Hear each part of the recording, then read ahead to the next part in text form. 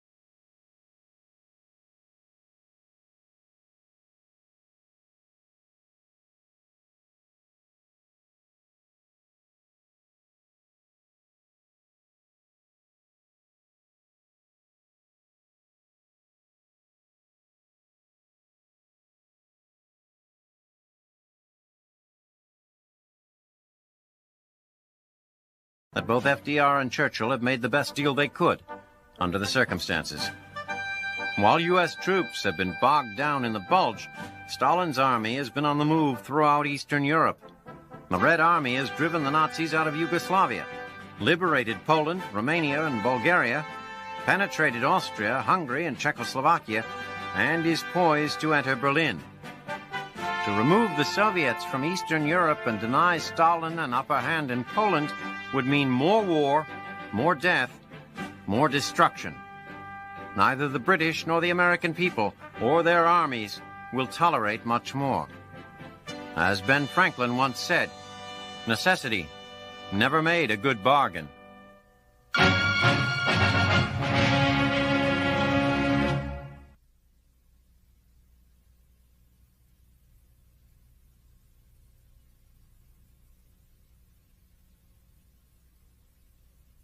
Afterwards, American forces are prepared to reclaim the United States' former headquarters in the Pacific.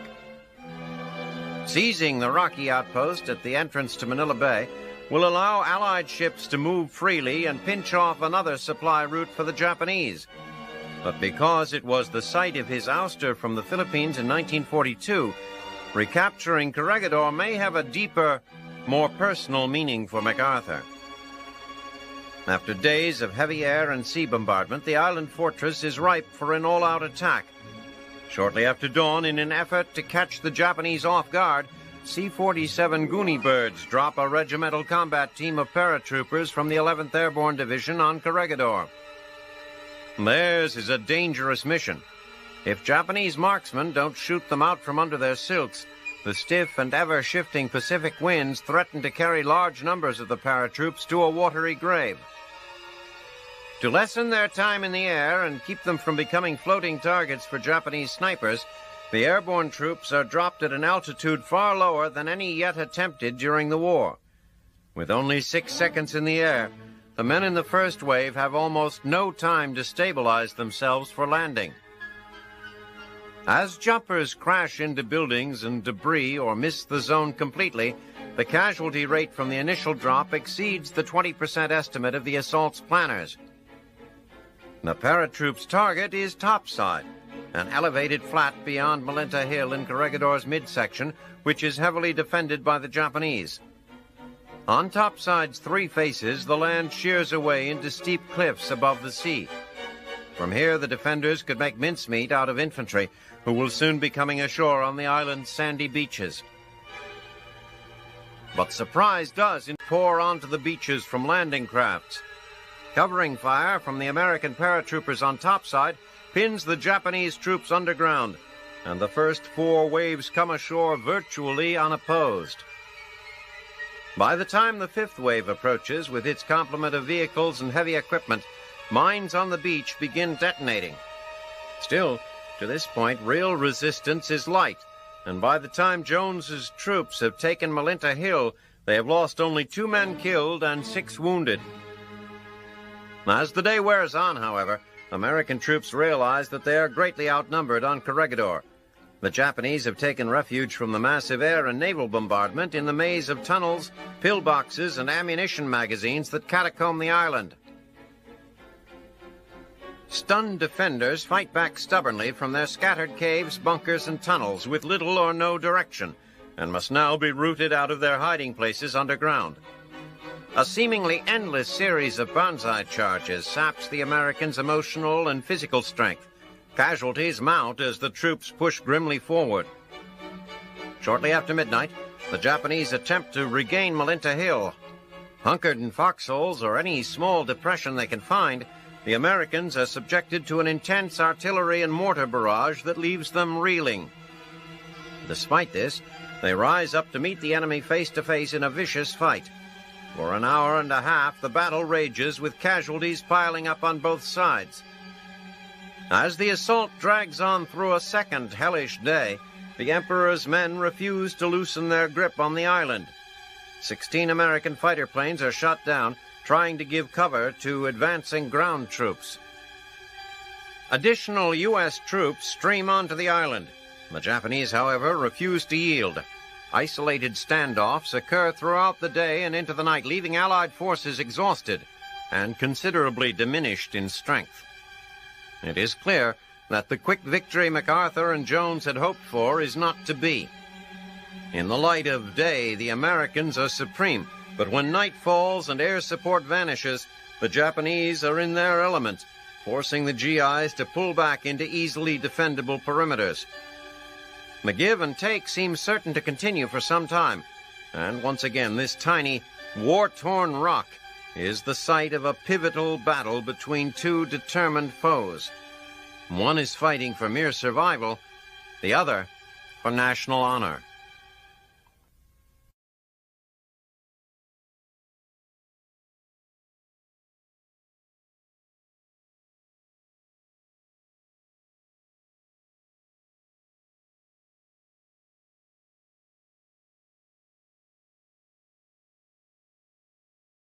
And with it, General Eisenhower's plan for a broad and secure crossing of the Rhine River.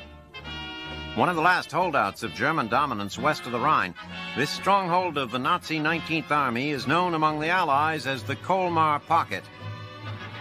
Long ago, recognizing the pocket's strategic importance, Eisenhower ordered 6th Army General Devers to make its eradication a top priority. The Supreme Commander hoped its capture would set up a knockout blow to German industry in the Ruhr Valley and an all-out push to Berlin. No one recognizes the logic behind Eisenhower's strategy better than Adolf Hitler. The Führer has ordered the Colmar bridgehead held at all costs. The assault on Colmar begins with the African colonial troops of General de Lattre de Tassigny's French First Army leading the way. Attacking from the south, their initial progress is slow. In addition to vicious resistance and expertly laid minefields, a blistering snowstorm blinds artillery spotters and causes innumerable problems for the French African troops, who are unaccustomed to the frigid, wintry conditions. The Germans seize the opportunity and counterattack. The commander of the French First Corps asked to postpone further operations until the snowstorm subsides. De Tassigny refuses as he plans to launch his Second Corps from the north the following day. Any pause in First Corps' advance would allow the Nazis to focus all their might on the northern force. First Corps continues its tortured advance, and on 23 January, Second Corps easily achieves its objective, pushing well into the enemy's northern flank. But just as the Germans begin to show signs of vulnerability, a rapid surge in temperature melts the snow and inundates the area. Amid the flooding, the French Sherman tanks and M10 tank destroyers, superior in number but inferior in capability, become even less useful. Meanwhile, German Panthers and Jagdpanther tank destroyers, outfitted with wide tracks designed for severe weather, freely maneuver and demolish the French tanks grounded in the muddy Colmar quagmire. On 27 January, the U.S. 3rd Division joins the fray, breaking the German defenses and moving to the Colmar Canal. The German High Command, recognizing the bleakness of the situation, calls for a partial retreat across the Rhine. The Germans are reeling, and Eisenhower is determined to deliver the knockout punch. He orders the entire 21st Corps to reinforce Colmar, bringing the number of Allied troops involved in the campaign to 400,000. On 30 January, following a ferocious artillery barrage of more than 16,000 shells, the American and French forces surrounding the Germans simultaneously flood into the pocket. The U.S. 3rd Division crosses the Colmar Canal, while the 28th Division storms the city's suburbs. With victory assured, the Americans continue with simple housekeeping duties. Hitler has lost Colmar, and his generals warn that he will lose even more of his 19th Army if he doesn't order a retreat. Begrudgingly, the Führer complies and authorizes a complete pullback across the Rhine. On 9 February, the retreating 19th, licking its wounds, marches back into Germany and drops the Chalons Bridge behind them. Although they leave 22,000 POWs behind, 50,000 Germans manage to escape the carnage of Colmar, back across the Rhine. Many of those, however, wonder if their comrades in Allied POW camps aren't the lucky ones. Faced with a vengeful, bloodthirsty foe advancing from the east, resting comfortably on a Nebraska farm suddenly seems rather appealing.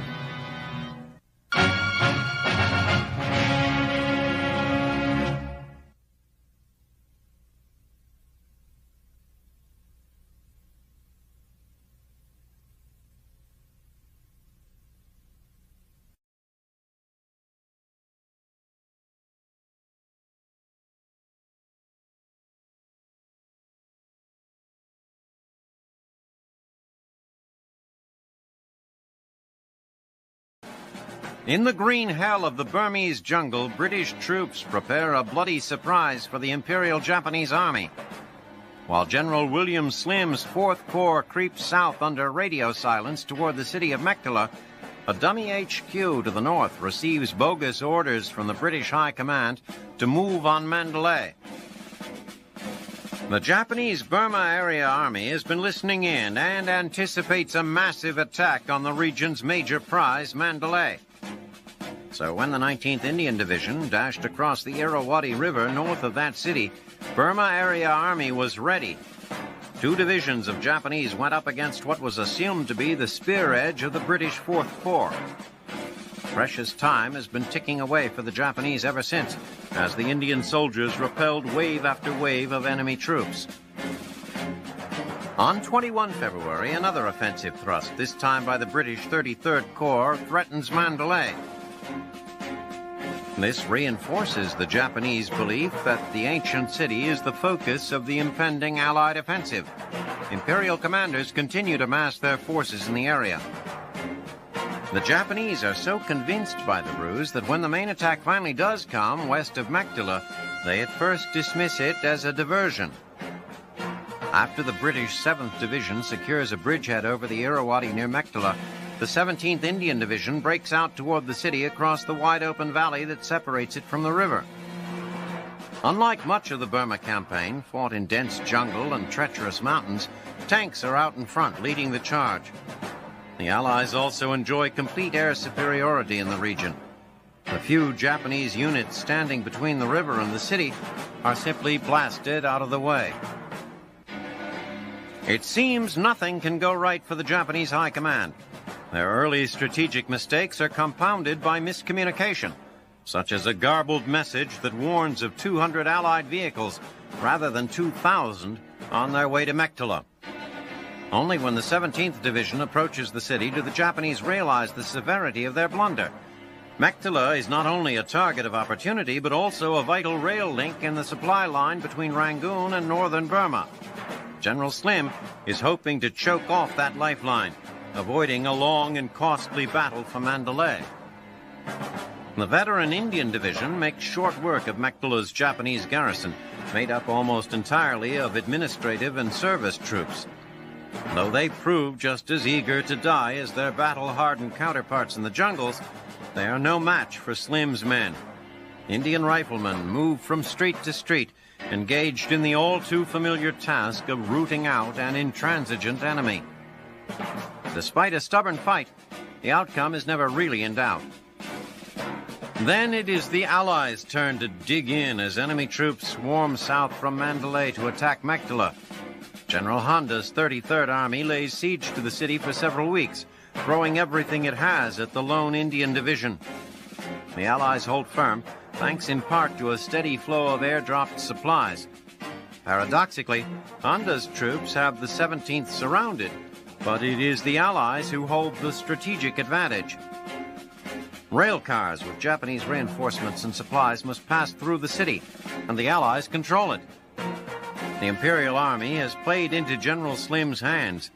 Not only did they leave Mektela vulnerable to a quick assault, the redirection of Honda's troops has opened the door to an attack on Mandalay. The tide of war in central Burma has not simply turned. It threatens to sweep the Emperor's forces into oblivion.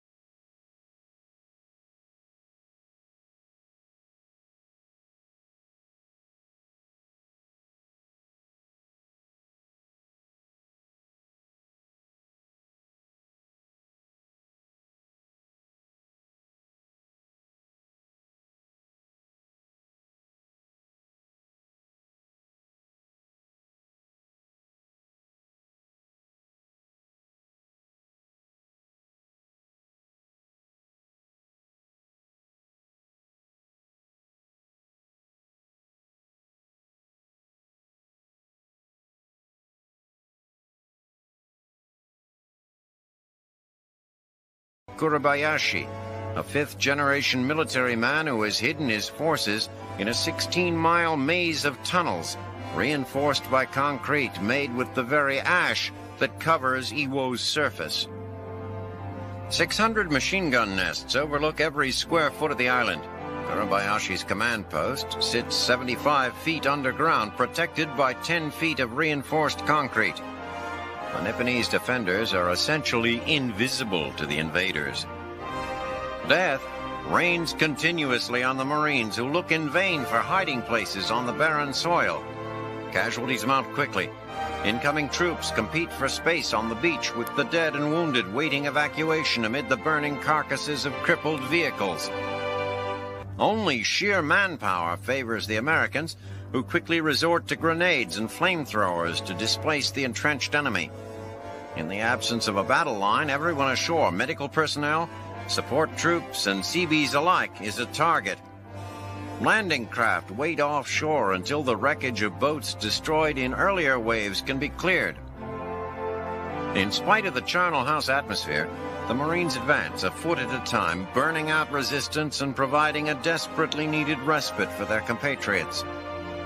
The 5th Division has been charged with the task of securing Mount Suribachi, the dormant volcano at the southwestern tip of the pork-chop-shaped island.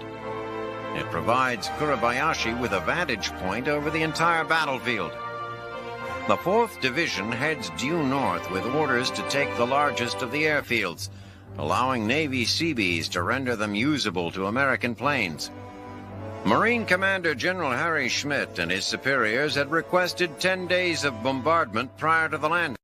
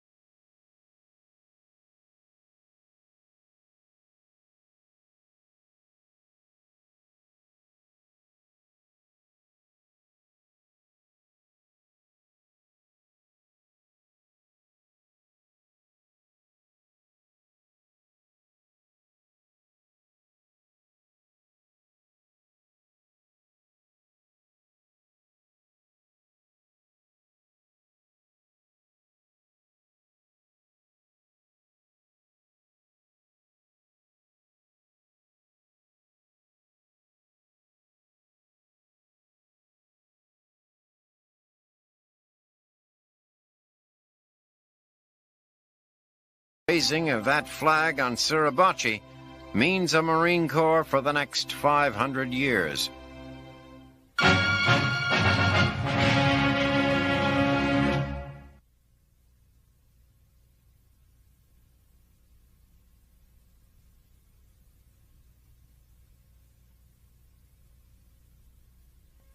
Jülich, Germany. In the eerie half-light of exploding shells, American 9th and 1st Army troops burst across the Ruhr River and into the enemy's lair.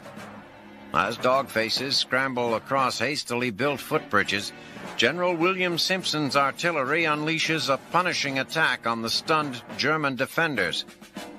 Simpson has assembled an overwhelming force for Operation Grenade, which is finally underway after a 2-week wait for the flooded river to subside. The rush is now on for the GIs to connect with the British and Canadian forces of Operation Veritable, who have been busy flushing out an infestation of Nazi paratroopers in Reichswald Forest. In fact, much of the German resistance Simpson expected for his grenade assault already has been shifted north to meet the Veritable forces. At worst, the 9th Army enjoys a 5-to-1 advantage over its poorly trained and under-equipped enemy on the other side of the Ruhr. The strongest weapon in the German arsenal proves to be the river itself.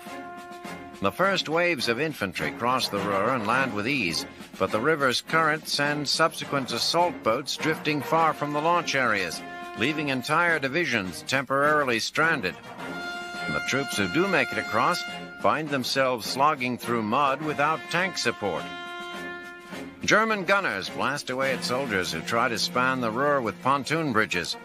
American engineers spend treacherous hours constructing the spans under heavy fire, only to see them blown to smithereens in the end. As a result, American tank destroyers sit idle on the riverbank, away from the action. It takes almost 24 hours for the 9th to get across the Ruhr. Once across, however, the troops rip through Wehrmacht defenses like a fist through tissue paper. The Nazi opposition does less to slow them down than the devastation wrought by Allied bombers.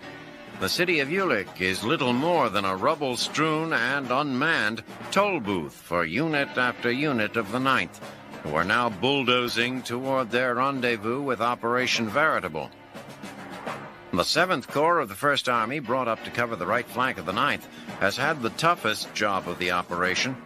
With their own flank exposed, 1st Army's crossing of the Ruhr was a harrowing one. Now across, they push into the bridgehead city of Düren. As in Jülich, Allied bombardment has turned Düren into a moonscape of craters and rubble. Confused commanders throw away their worthless maps of the city and move street by street, ferreting out pockets of resistance.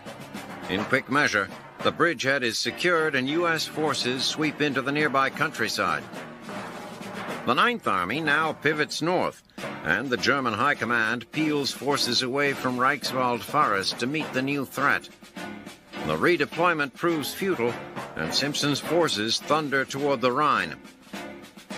Faced with the irresistible forces of both grenade and veritable, German field commanders now discover to their despair that their Führer expects them to be immovable objects. Hitler will abide no retreat. In the Führer's intransigence, Simpson sees an opportunity. The American general hopes the 9th Army can quickly hop the Rhine before Hitler comes to his senses and blows the bridges. Despite the high probability of success, however, Field Marshal Montgomery torpedoes Simpson's plan. Monty has more grandiose aspirations for a Rhine crossing, and as usual, those aspirations involve a central role for a certain British commander. Simpson contents himself by pummeling the dwindling enemy forces west of the river. The Brits and Canadians of Operation Veritable also are on the rampage, pushing the Germans into a strategic corner.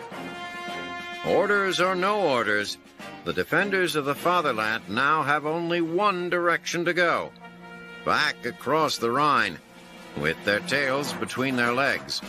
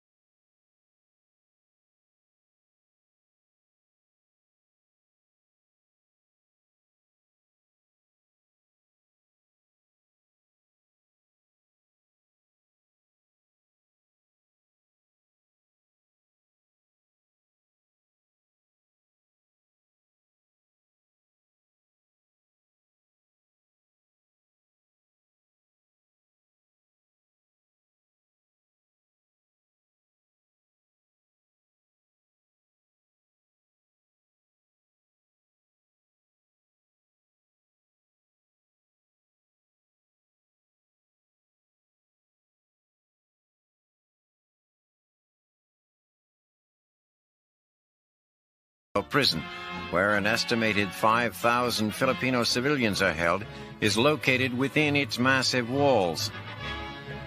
General Douglas MacArthur has wanted all along to avoid a bloody end to the U.S. seizure of Manila, so Griswold pleaded with Japanese forces to surrender. When no reply came, he called for this bombardment and ordered the 37th Division to prepare to attack. Over the next 5 days, American howitzers blast several openings in the once impenetrable wall.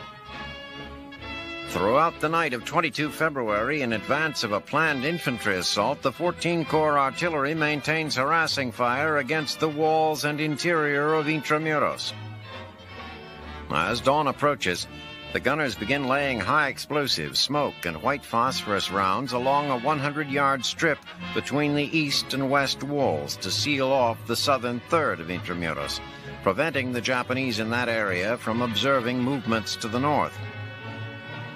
The first assault is made from the sea at the north end of Intramuros. Here, direct entry to the city is accessible at the government mint. The GIs attack from the north bank of the Pasig River, supported by artillery and armor. Heavy artillery fire supports a simultaneous Allied assault at Quezon Gate, a point near the northeastern entrance of Intramuros. As the 37th storms into the walled city, the enemy offers only scattered resistance from isolated machine gun and rifle positions. The Japanese have retired into a few undamaged buildings as well as into tunnels and holes. They have a considerable battery of arms and ammunition, but no coordinated defense. One by one, the Americans reduced the separate enemy strong points with fragmentation and white phosphorus grenades, demolitions, bazookas, and flamethrowers.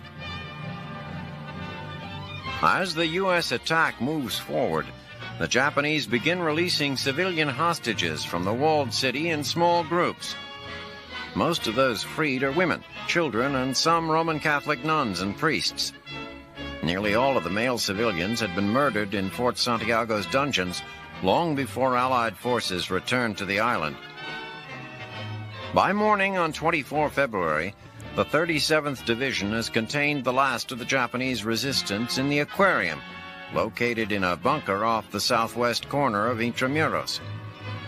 An American unit discovers an undefended tunnel connecting the bunker to the main wall and uses it as an assault route while the rest of the battalion provides fire support.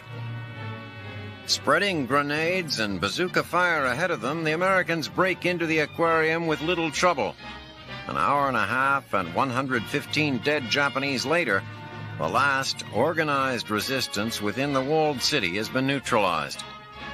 After 6 brutal days, what's left of Intramuros is in American hands.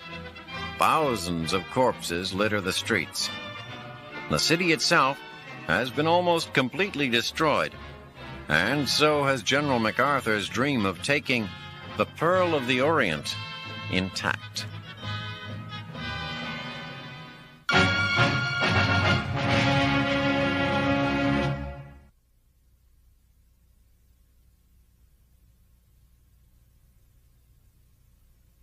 Metros and tropical jungles, our troops overseas look to these men of God to bring messages of love and hope into a savage landscape. Dedicated medics and chaplains serving overseas deserve our thanks for their many sacrifices. But perhaps their greatest contribution lies in bringing whatever still exists of mercy, civility, and the promise of peace to a world wrecked by the violence of war.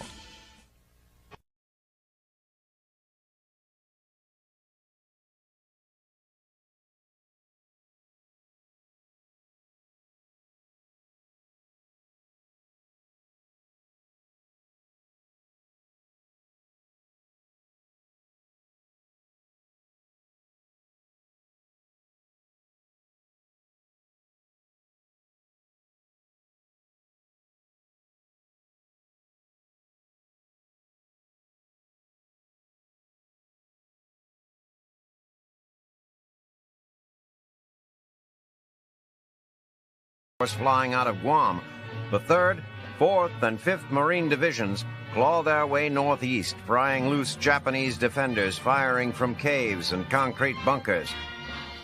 The 5th Marines already have given the Allies a crucial assist by taking Suribachi. Because Commander Tadamichi Kurabayashi and his men no longer have an unobstructed view of the entire island, the Leathernecks are able to move more quickly and more safely.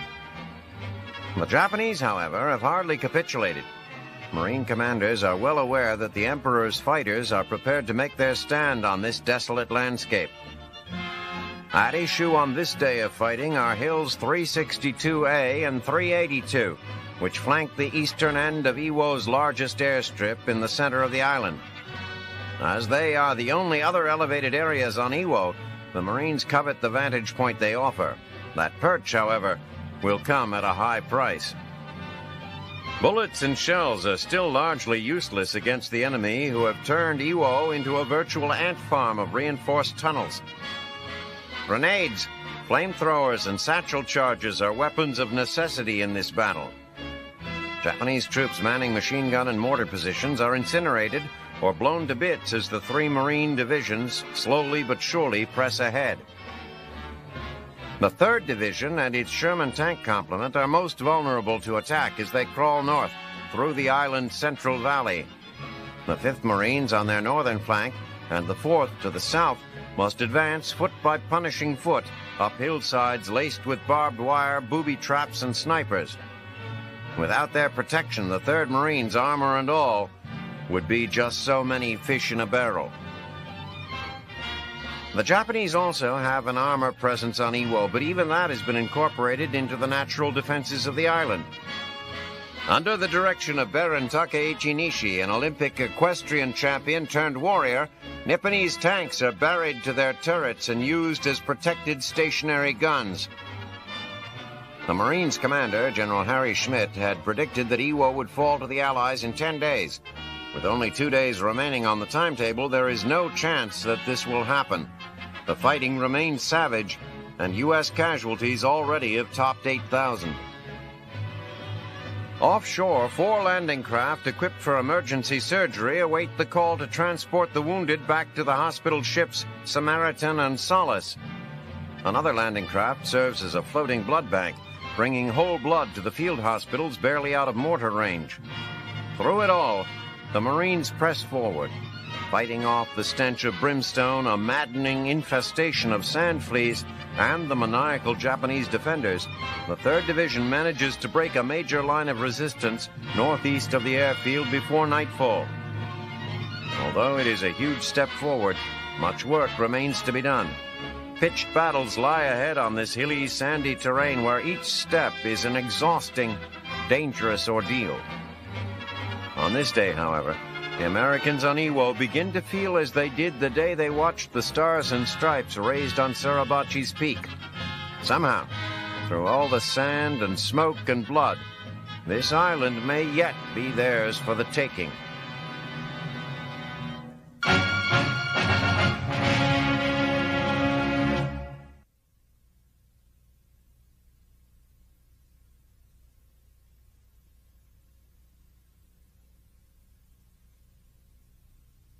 Since the beginning of the war, the Navy has used a variety of vessels to accomplish reconnaissance.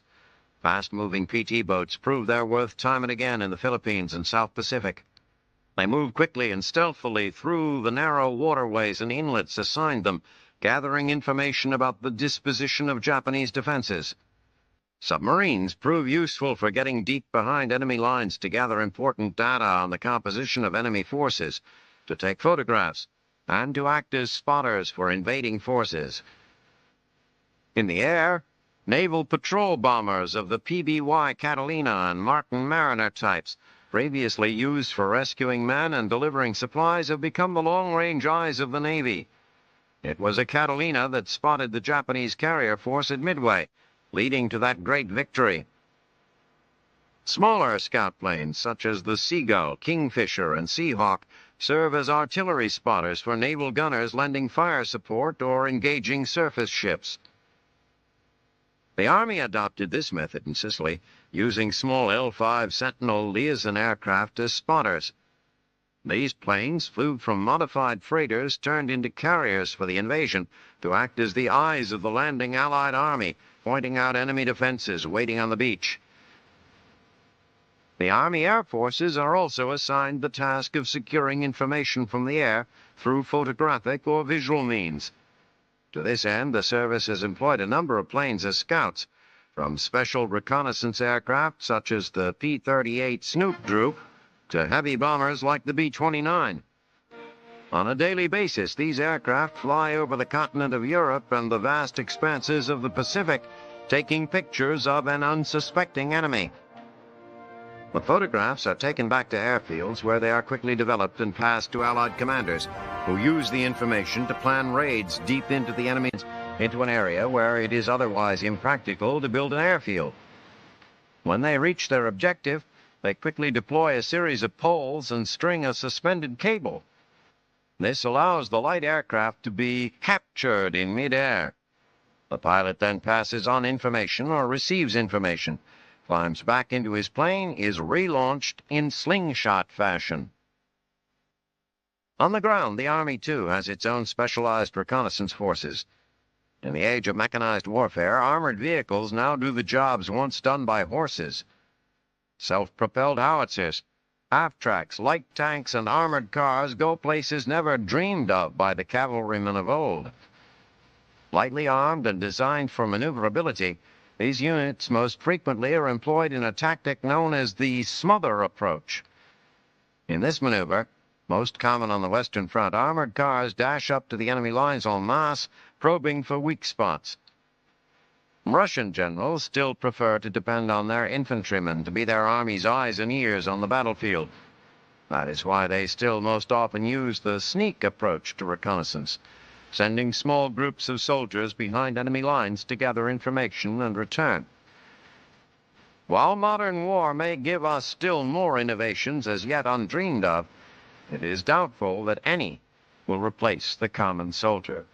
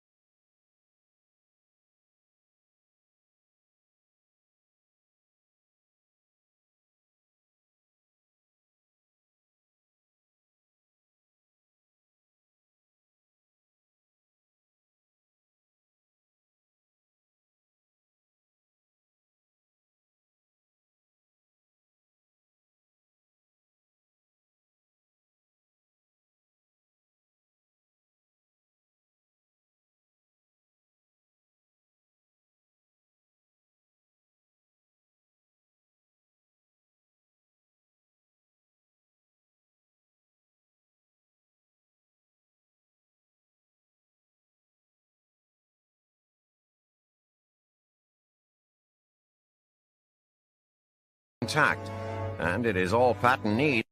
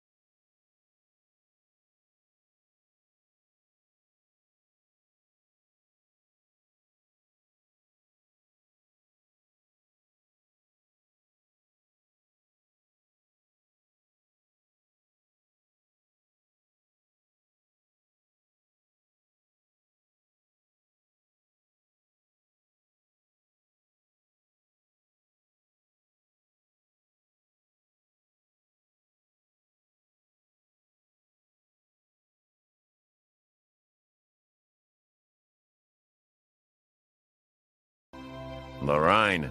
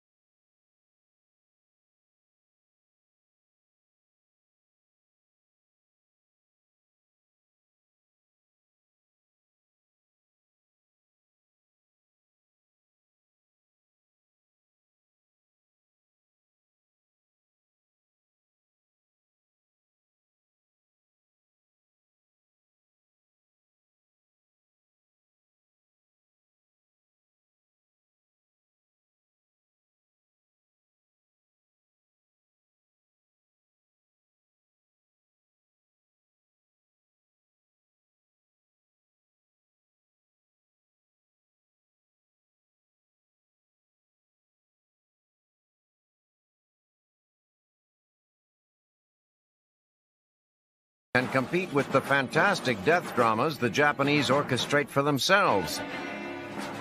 Even though tremors from underground explosions have shaken them for days, the men of Rock Force are not prepared for the devastating blast at Monkey Point on 26 February.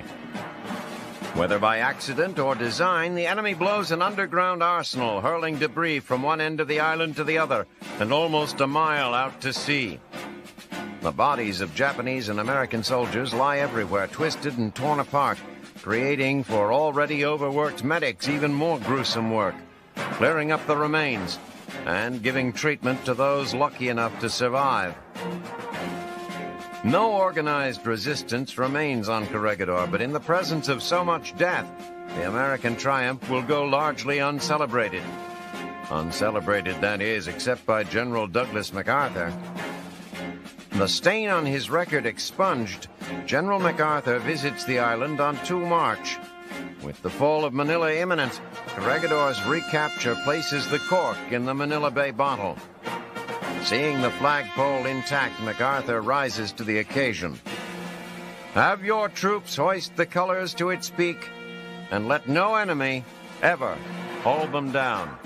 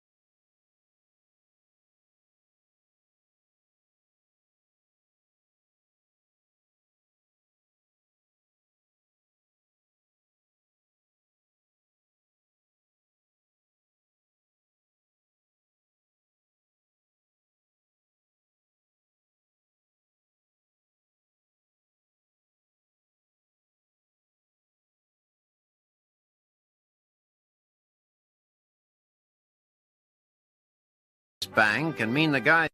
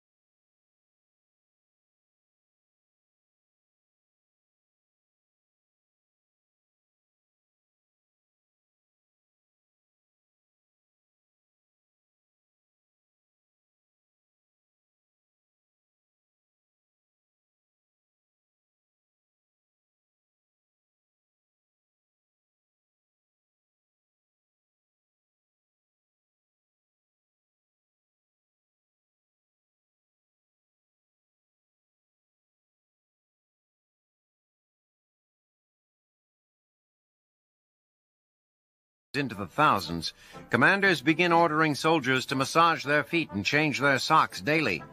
Dry socks are issued with rations. Some officers even threaten their subordinates with courts-martial if they succumb to trench foot. A better solution is out there. The American Army's shoe pack, an improved boot that features synthetic rubber that covers most of the foot, topped by calf-high leather. 2 heavy pairs of socks come with them. Tested in the Aleutians, the shoe packs are proven to keep feet warm and dry even under severe conditions. But because the American High Command believed the war would be over at Christmas, most of the shoe packs, as well as the warmer clothes, sit in huge stacks on U.S. docks.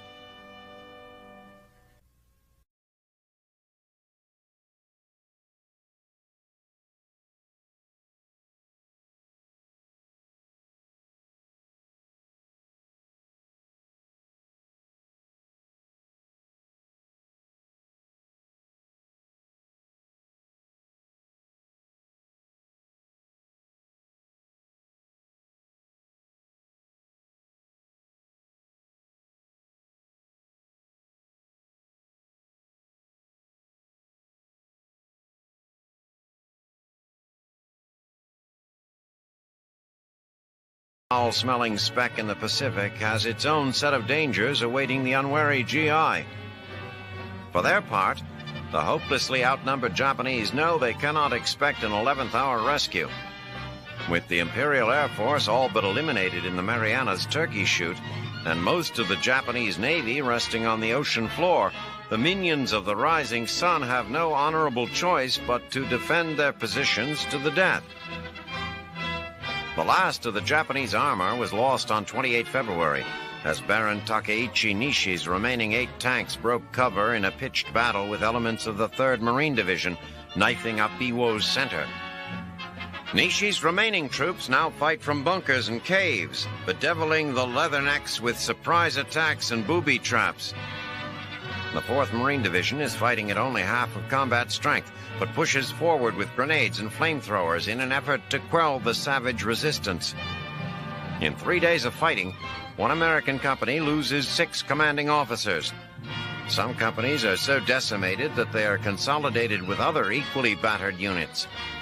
These patchwork units press on, fighting sun, sand, and insects, along with the Japanese, and enduring one grueling ordeal after another in pursuit of their objective.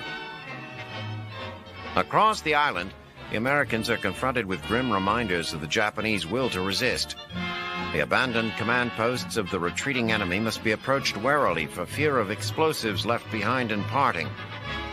Even the few living Imperial troops discovered by the Allies are checked from a distance for telltale wires that indicate a booby trap. The Japanese leave nothing else of value behind. The day also sees an unexpected reminder of the strategic value of the minuscule outpost.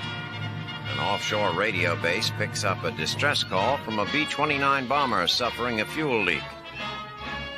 Short of ditching the plane, the crew's only option is to put down on Iwo. After brief deliberations, the superfortress swoops around Mount Suribachi and onto the south runway of Airstrip Number 1. Amid constant mortar fire, Navy mechanics scramble to repair the B-29's faulty fuel pump. A few hours later, the mighty bomber is again airborne, the first of what Navy officials expect to become a regular event on this sulfurous chunk of rock.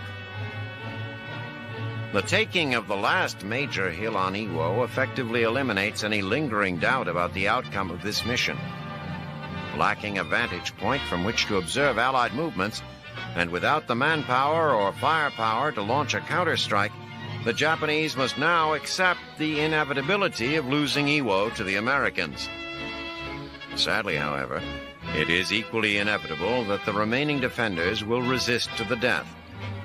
Even as the airfields are refitted for their new role as way stations for American air power, Uncle Sam's Marines brace themselves for the long, difficult, and bloody task of securing the remainder of the island.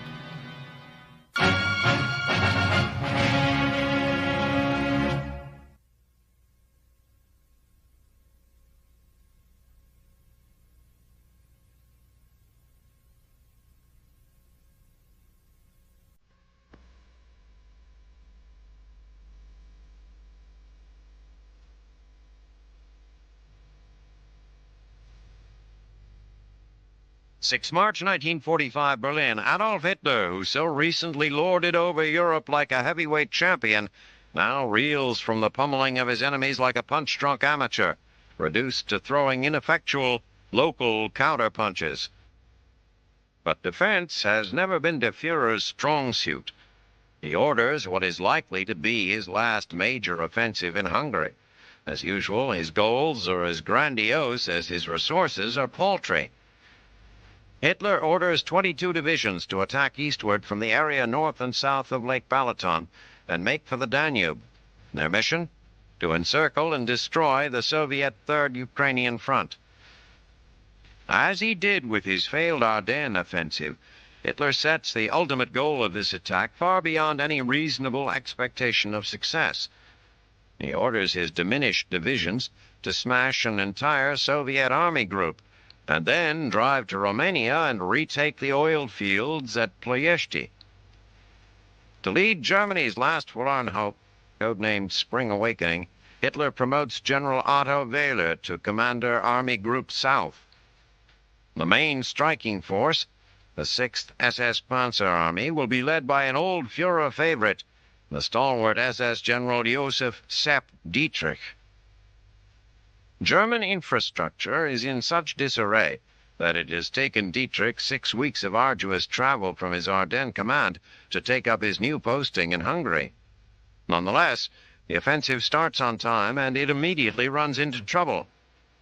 In the marshy area around Lake Balaton, Dietrich's panzers, counting on frozen solid ground, find that an early thaw has turned the area into a morass. To make matters worse, a few local counterattacks against Soviet bridgeheads merely alert 3rd Ukrainian Front commander Marshal Fyodor Tolbukin to the presence of SS troops. At this late stage of the war, the Russians know large numbers of Hitler's elite are a sure sign that a German attack is on the way. Tolbukin wastes no time in readying an appropriate reception for the Wehrmacht, mining roads and positioning anti-tank weapons in depth along the Nazi routes of advance. The Germans make some small gains, but inclement weather and wily Soviet commanders contain Spring Awakening before it has a chance to fully develop. On 16 March, the Russians launch their counteroffensive. German troops, exhausted and grossly overextended, lose their famed resiliency as soldiers. They now truly believe the war is lost and simply refuse to fight or follow orders. Perhaps this last lunge of the Wehrmacht has produced some ancillary benefits after all. Spring Awakening has opened the heretofore closed eyes of Hitler's select troops. Now the name of the game is simple. Survive. Survive to retreat. Retreat to surrender. Surrender to the West.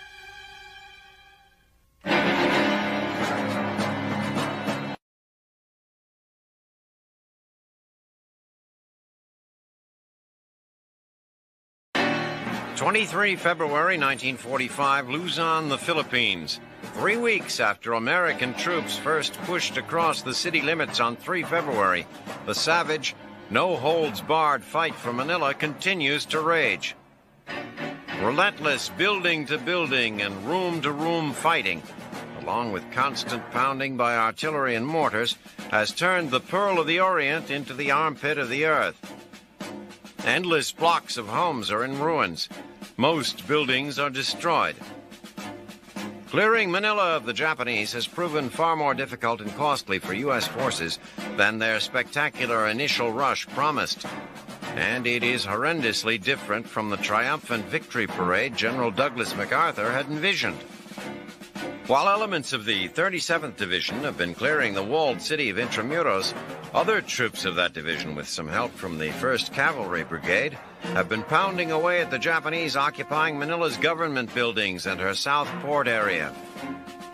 There are relatively few Imperial troops left to hold the South Port, but they are well placed and dug in, and they managed to hold out for 2 days.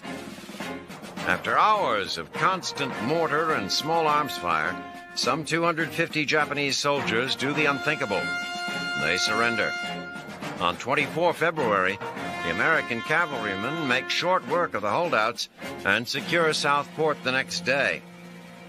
But the action at the government district is a different story. Initially, the strength of the Japanese garrison is unknown. A combined assault force bombards the buildings point blank with howitzers, tank guns, and mortars. On the morning of 26 February, after the building's defenses have been softened up by the bombardments, the 1st Infantrymen of the 37th enter and meet stiff resistance at the Legislative Building. Meanwhile, the 5th Cavalry tries to enter the Agriculture Building, but Japanese fire from nearby forces them to break off their attack and seek cover. Repeated assaults are attempted over the next 2 days, but to no avail. The enemy holds on tenaciously. Finally, on 1st March, after appealing unsuccessfully to the remaining defenders to surrender, the Americans used demolitions and gasoline to burn out the last Japanese soldiers in the building. Throughout the city, the sheer weight of American firepower begins to take its toll, and Japanese defenses begin to crumble. Several small groups of Japanese soldiers surrender over the next 48 hours. As word spreads that the defense of the Agriculture Building has failed, the last Japanese troops lay down their arms on 3 March. At last, Manila is retaken, but the cost has been terrible. 14 Corps has lost over 1,000 men killed and more than 5,500 wounded during the month of fighting. More than 16,000 Japanese have sacrificed their lives for their emperor, and ultimately for nothing. Few civilian populations anywhere have endured more intense horrors than Manila's. More than 100,000 Filipinos in the capital are dead, either caught in the crossfire or murdered by the doomed Japanese garrison. On 27 February, General Douglas MacArthur makes his way through this scene of utter destruction and violence to Malacañang Palace. Here, on behalf of the United States government, the general returns constitutional power of the Commonwealth to President Osmeña and the Filipino people. Your capital city, cruelly punished though it be, has regained its rightful place, says MacArthur, citadel of democracy in the East.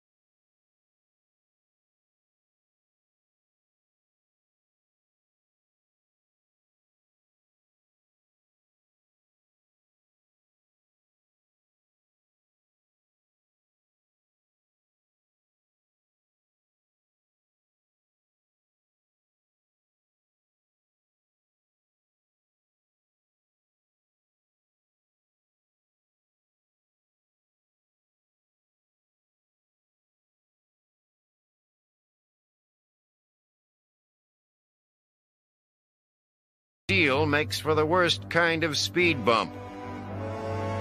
For all its tenacity, however, the 9th Division ends up as so many flaming panzer patties. On the city's southern edge, the story is much the same. The American 8th Division must weave its way around coal mines and panzer fire, but ultimately overwhelms the Germans.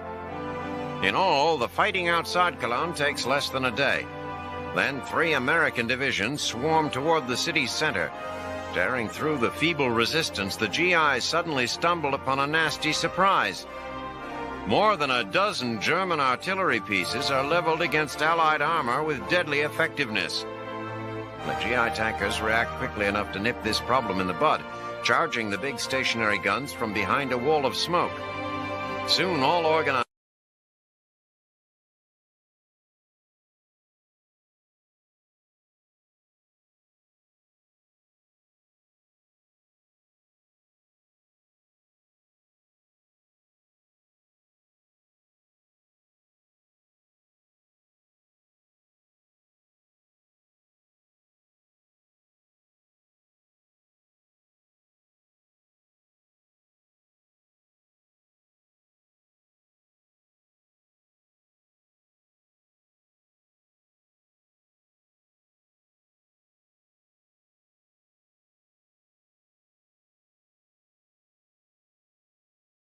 drift.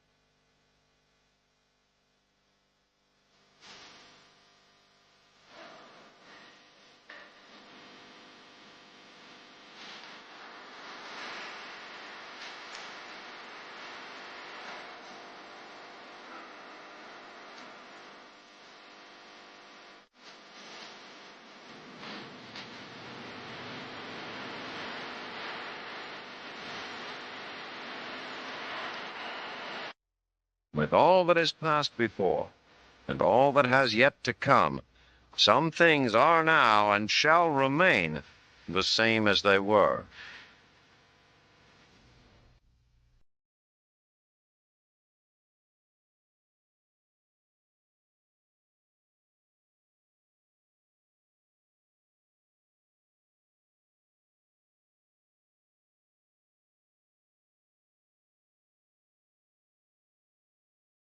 Ever low-altitude incendiary bombing of the heart of the Japanese Empire.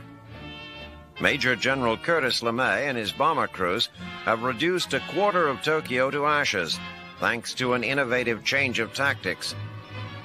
Over the past months, LeMay has been looking for ways to improve the effectiveness of American bombers in the Pacific.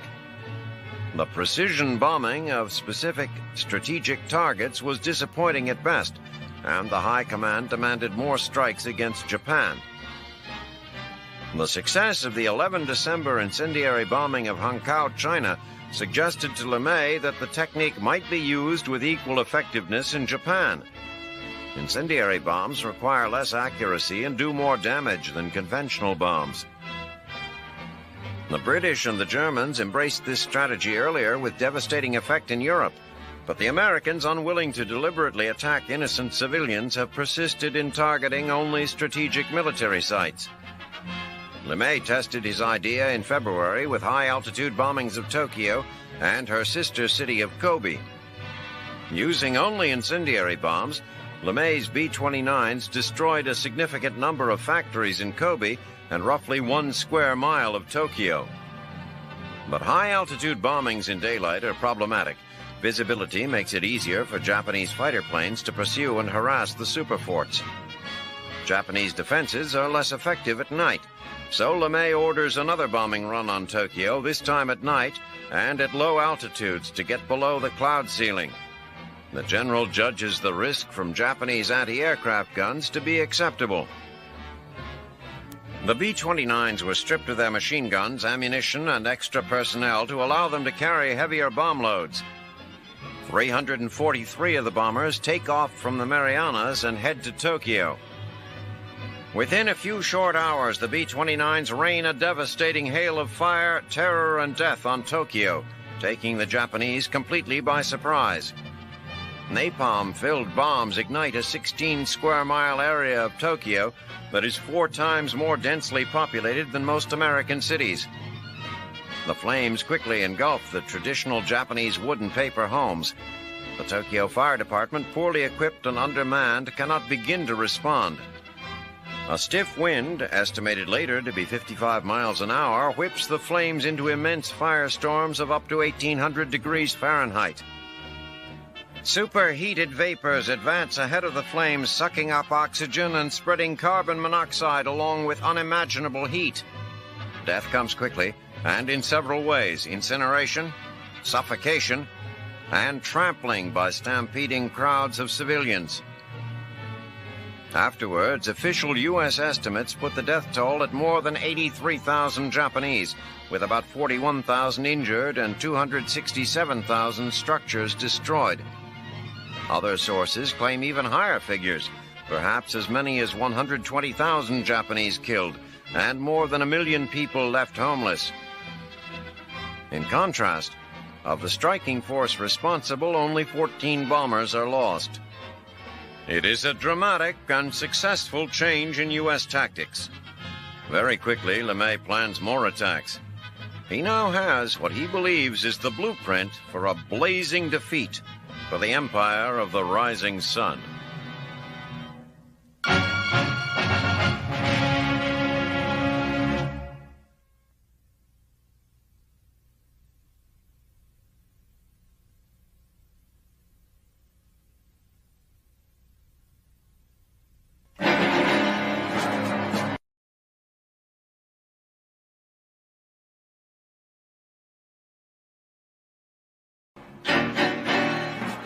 March 1945, Koblenz. For the doomed Germans west of the Rhine River, the wolves are scratching at the door. The sound is distinctly similar to that of American tank engines, and it's coming from every direction. General Dwight Eisenhower, commander of the Allied forces, knows the Rhine is the last major barrier between his armies and Der Führer's doorstep. As he prepares to send his troops across, he is perplexed by the deployment of enemy forces. Instead of pulling back to the east side of the river, where they might make a more formidable defense against the Allied advance, the Germans hold stubbornly to their emplacements west of the river. Whatever their reasons, Ike is determined to exploit their stupidity. Waffen-SS General Paul Heuser, the man charged with defending the area, would agree with Eisenhower's assessment, but there is little he can do about it. He has pleaded with Field Marshal Gerd von Rundstedt to be allowed to withdraw and defend the far bank of the Rhine, but to no avail. Retreat, von Rundstedt tells him, is not allowed. Heuser is resigned to his fate. He knows Rundstedt is merely parroting Hitler's insane edict, but that won't make it any easier for him to hold the line against the American 3rd and 7th Armies. He is all too aware his position is weak, and he knows the Allies know it too. General George Patton sees the German line has been stretched to the breaking point and concludes he can plow through it immediately. To the south, General Alexander Patch takes a more cautious approach, choosing to wait for more supplies and better integration of his troops. Both Patton and his direct superior, Omar Bradley, are perfectly happy to get the Third Army off to a head start. Both are chafing to begin clearing the Germans from the region, and both have their eyes on the Rhine.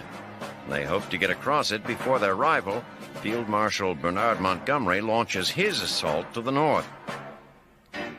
Despite the depleted state of the German army, the road to the Rhine is forbidding. Scrambling German units have already reduced muddy roadways to slop, and the steep, wooded hills have restricted Patton to narrow fronts. The scattered pockets of enemy troops fight desperately, but ultimately can offer only token resistance, as Patton's men throw down pontoon bridges on the Moselle River near Koblenz. The Third Army's 12 Corps rumbles southward to the Nahe River, as 20 Corps smashes through the Siegfried Line and swings eastward. For a few days, the weather clears, allowing Allied fighter bombers to fill the spring skies with ordnance, pounding the Germans from above while the land assault intensifies. By the time the 7th Army begins its thrust from the south on 15 March, the Wehrmacht is battered and on the run. The enemy's problem is there is nowhere to run. The logical path across the Rhine is forbidden. The Germans are trapped. The roads are littered with their dead and with smoldering heaps of metal, and still the U.S. Army Air Corps rains fire and death on them from above, unchecked. By now, Hitler has removed Rundstedt as Western Front commander and appointed Field Marshal Albert Kesselring. Kesselring's first general order to his field commanders drips with hidden meaning. They are to hold their positions, he says, but they must avoid encirclement. Of course, the only way for them to avoid encirclement is to run like hell. The very same day, 17 March, Ike meets with his generals and gives Patton the go-ahead to push his army as fast as it will go, squeezing the Germans against the approaching 7th Army. The Third Army moves through the German countryside like a green tornado, crushing everything in its path. Within days, most of the German forces still west of the Rhine are encircled and annihilated. The Third Army alone captures or kills 113,000 enemy soldiers. According to Allied estimates, the two German armies defending the Rhine have lost 75 to 80% of their infantry. Patton is now on the west bank of the great river, dipping his toes in the water, as his ally to the north, Field Marshal Montgomery, prepares to leap across.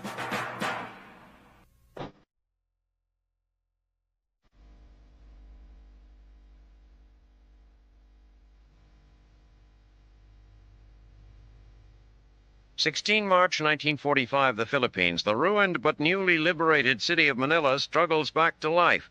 But General Shitsuo Yokoyama's Shimbu group still controls vital water supplies in the rugged foothills of the Sierra Madre Mountains northeast of the city. American forces, already stretched to the limit, now must secure both the Wawa and Ipoh dams. even as they continue mopping up operations on the southern coast of Luzon. General Douglas MacArthur's continuing campaigns in the southern islands have further depleted U.S. strength around the capital. But 6th Army Commander General Walter Kruger must play the hand he has been dealt. On 12 March, he launches an attack toward the Wawa Dam from the Marikina Valley, pushing north and east against the Shimbu defense. The rough terrain is pitted with natural caves that the Japanese have craftily camouflaged and connected by tunnels. The best efforts of American air and artillery assets inflict little damage on this deadly honeycomb of hidden machine gun nests and artillery emplacements. GIs on the ground must run a terrifying gauntlet of fire and steel as they move from bunker to bunker with hand grenades and flamethrowers. The 6th Division gains a foothold on the lower ridge of Mount Parkawagan just west of the Wawa, but their right flank can make no headway against the enemy's firepower on Mount Mataba. Unable to hold the line, the division gives up the ground they have just taken in order to mass their strength across a narrower front. The strategy pays off in a driving advance that forces a wedge into the Shimbu line, critically weakening its left flank.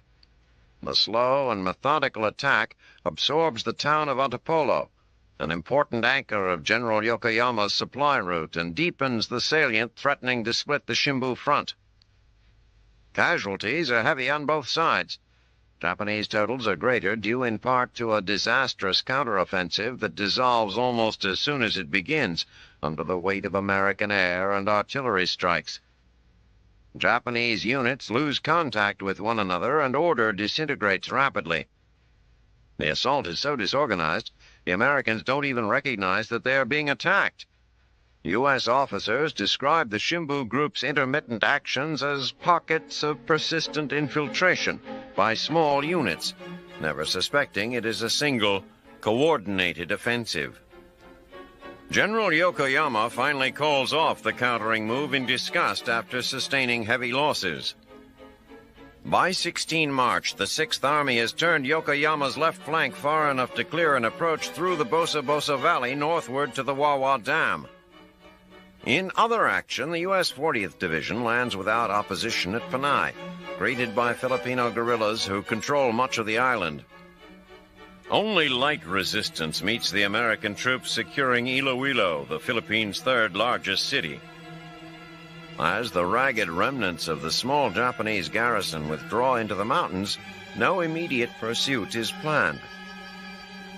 Clearing Luzon and Panay are important steps in carrying out General MacArthur's ultimate goal, attacking the Japanese home islands from secure bases and staging areas in the Philippines.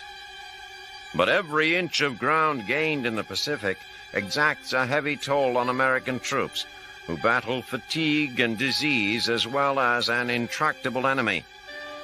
Strategically, victory in the Philippines seems just a matter of time. But for tired GIs, the only real certainty is the long, bloody struggle that an ever more desperate enemy will require in exchange.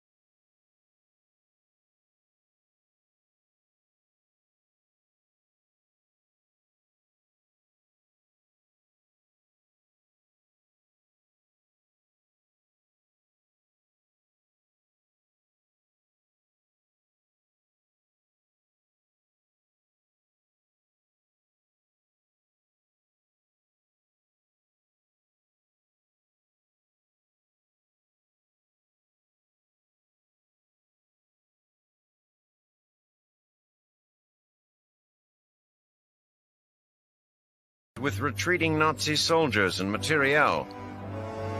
After a quick battlefield conference, the small group devised a daring plan to try to take the bridge.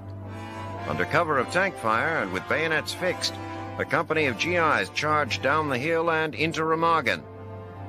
The defenders, a ragtag group of 1,100 Volkssturm, had also lost their taste for war. Only a handful remained at their posts. The rest fled at the first roar of approaching armor. The remaining defenders were horrified to discover that residents of Remagen were pointing out their positions to the Yanks. Realizing the hopelessness of the situation, the holdouts finally retreated across the bridge after blowing a 30-foot crater in the approaches. As the Americans advanced, the retreating enemy began frantically trying to drop the bridge.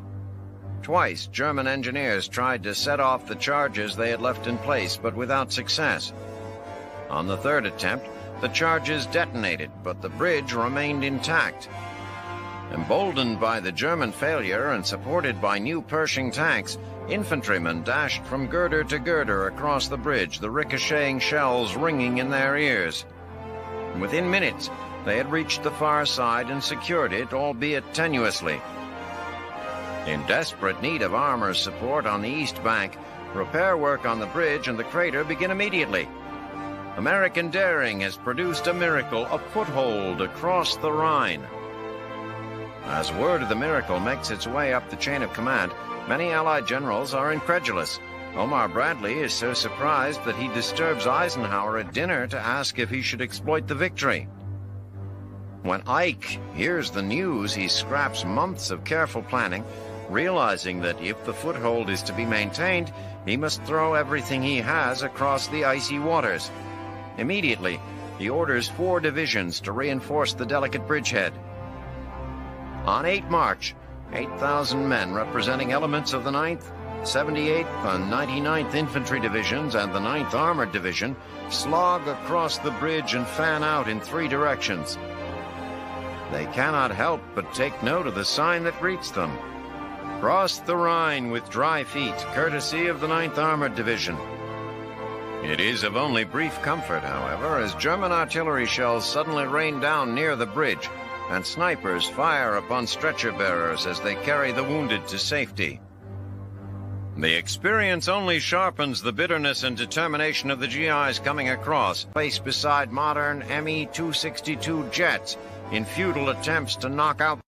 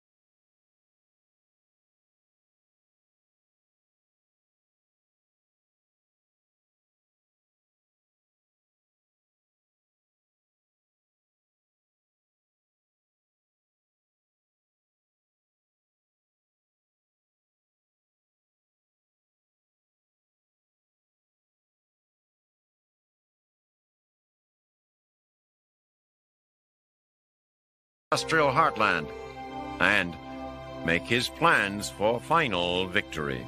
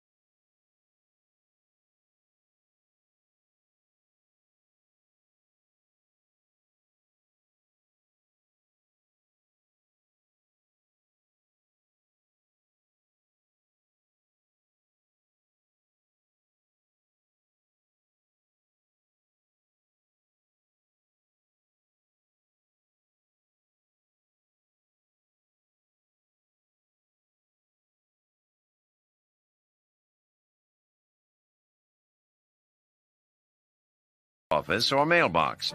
It's that simple. Now the magic begins.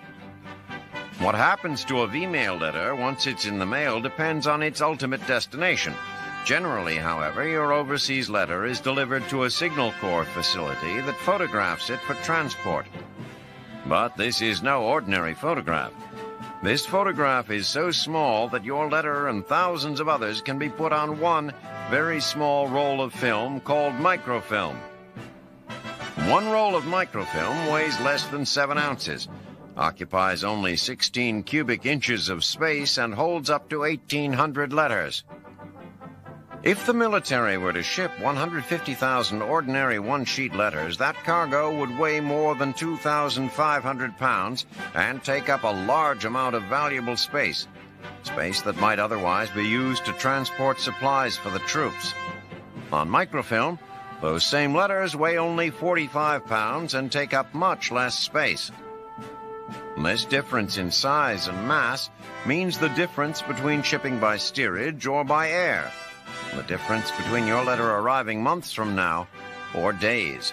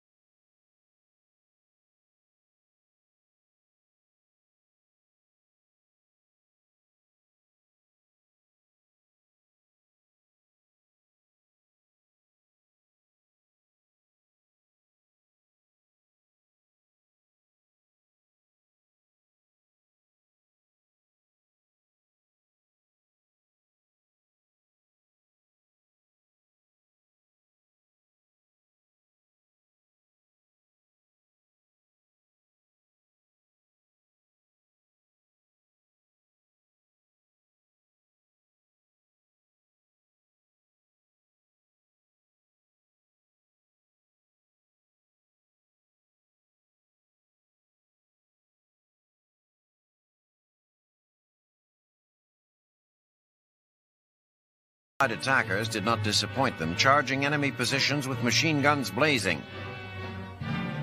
Like everything else in the Allied Burma campaign, it was hot, treacherous work.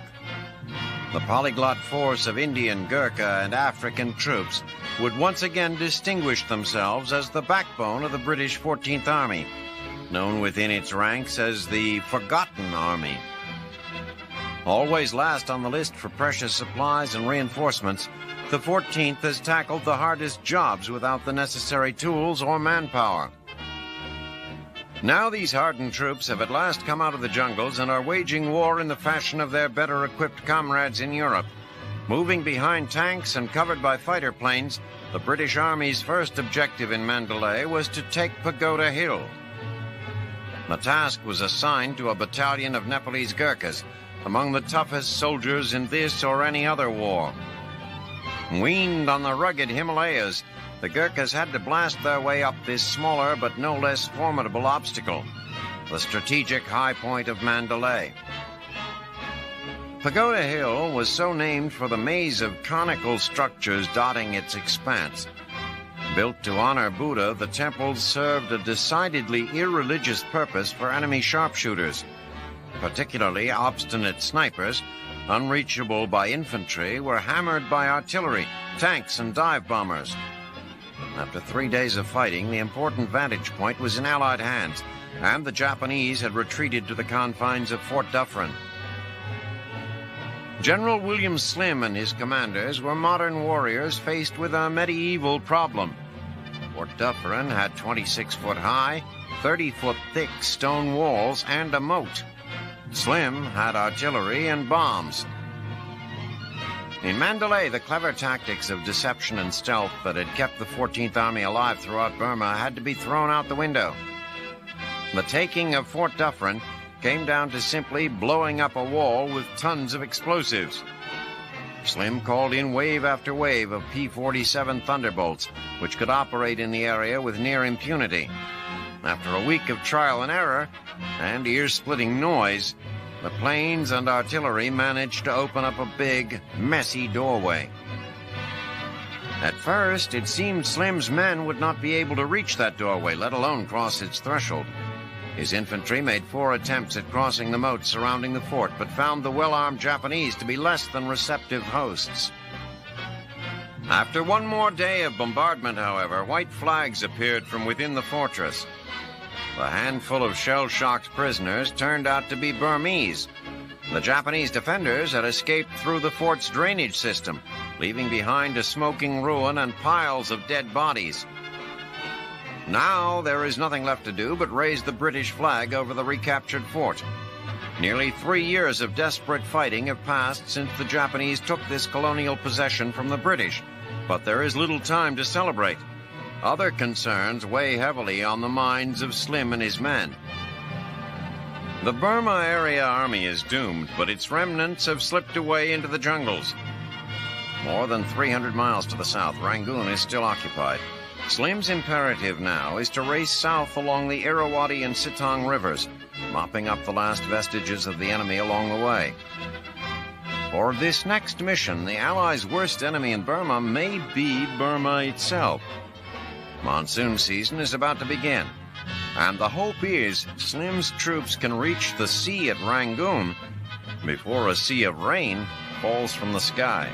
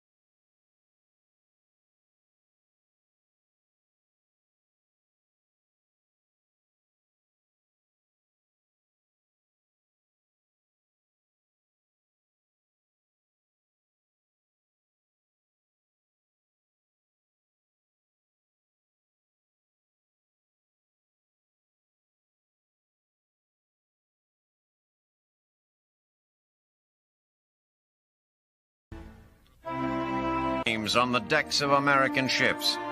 It's the bomb that inflicts the worst. The Franklin's captain and his skeleton crew managed to bring the fires under control, stabilize the ship's list, and transfer the wounded to the Santa Fe, which takes on over 800 men in 30 minutes.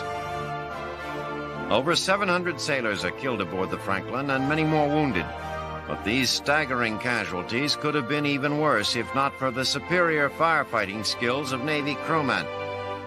Badly crippled, but still game, the Ghost ship begins the long trip back to New York for repairs, the most heavily damaged carrier to survive the war. The success of the fast carrier raids speaks for itself. More than 3/4 of the Japanese aircraft committed to action were shot down, and unknown numbers were destroyed on the ground.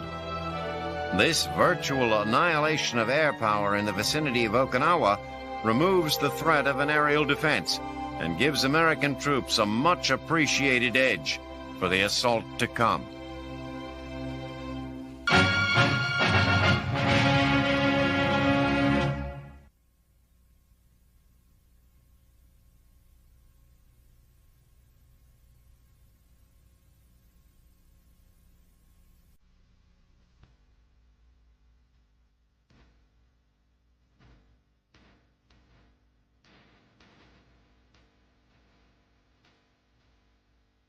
When Johnny marches off to war, he may leave behind his weeping mother, his fond sister, his longing sweetheart or wife. The faces of these women linger sweetly in his memory as he stands watch on a rolling ship's deck in the Pacific, or pensively reflects on the next bomber mission. But in many cases, those gentle ladies to whom he bid farewell may not be as far behind as he thinks. They may, in fact, be as close as the steel hull of the ship on which he serves, or the riveted shell of the plane in which he flies. Women on the home front are answering their own recruitment call, pouring into the factories, shops, and service professions that keep the country running and its guns firing. Our boys overseas depend on American industry to supply them with everything from the uniforms they wear to the shells in their guns, and the gals back home are rolling them off the production lines in war-winning fashion. And if you're looking for the latest fashion trends, go no further than the nearest Boeing plant, steel mill, or Jeep assembly line. This season, smart headgear is definitely in. Bandanas, hard hats, and welders' masks meet the dual needs of function and, well, function. The modern riveter won't be seen anywhere without the latest in denim coveralls, and steel-toed boots never seem to go out of style. Most of the wartime jobs available to women can scarcely be described as glamorous. Heat, dirt, and oil are their lot, whether it's operating heavy machines, sifting gunpowder, or welding sheet metal. Working side by side with men, these plucky patriots punch their cards at the steel mills and the shipyards, sharing the labor as well as the hazards.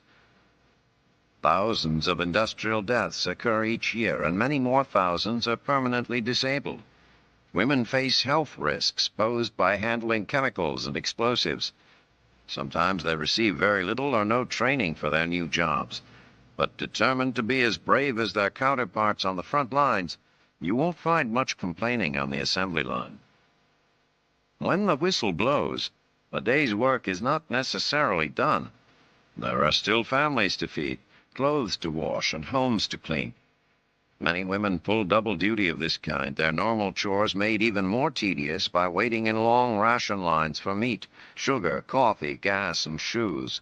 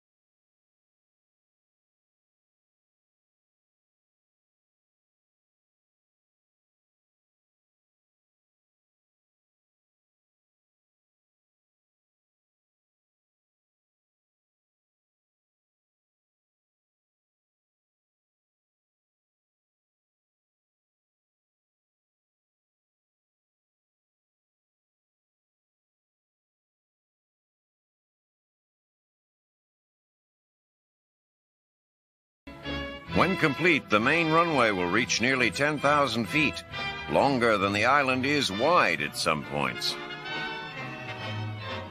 Although the Marines who have fought on this sulfur-smelling rock will never think of a box of matches the same way again, Iwo is a gift for Allied strategists.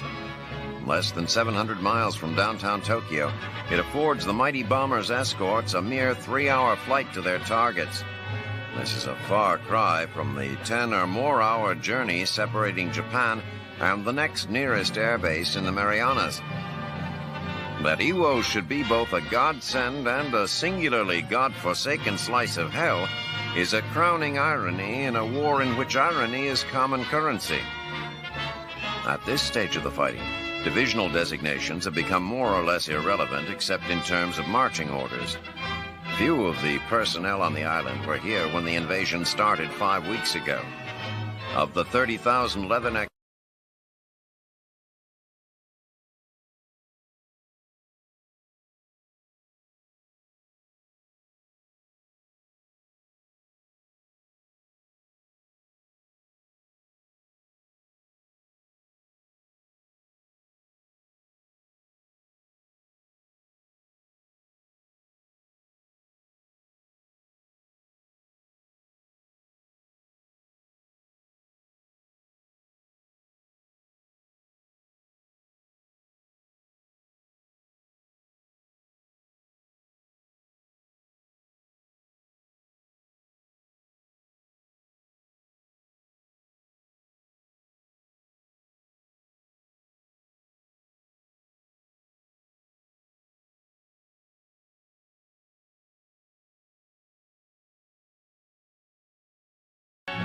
with their defeat sealed,